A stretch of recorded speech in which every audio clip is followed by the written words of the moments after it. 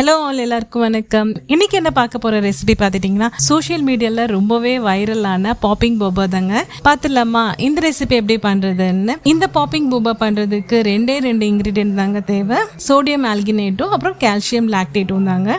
நான் இங்க popping Baba mango juice தாங்க பண்ணியிருந்தேன். ரொம்ப ஈஸிங்க. மேங்கோ ஜூஸோட 1/2 ஸ்பூன் அளவுக்கு சோடியம் ஆல்கினேட்டை மிக்ஸ் பண்ணிட்டு நல்லா மிக்ஸ் பண்ற அளவுக்கு மிக்ஸி ஜார்ல போட்டு அடிச்சு எடுத்துக்கோங்க. அது தனியா வச்சுக்கலாம். அப்புறம் 500 ml அளவுக்கு வார்ம் வாட்டர்ல கால்சியம் லாக்டேட்டை மிக்ஸ் பண்ணி நல்லா மிக்ஸ் பண்ண விடணும்.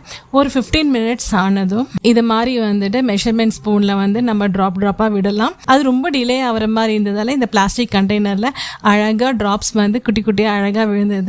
ரொம்ப சாட்டிஸ்ஃபையிங்கா இருந்தது இதை பார்க்கறதுக்கு. மேங்கோ ஜூஸோட ஐஸ் கியூப் போட்டு சர்வ் பண்ணி பசங்களுக்கு கொடுக்கலாம்.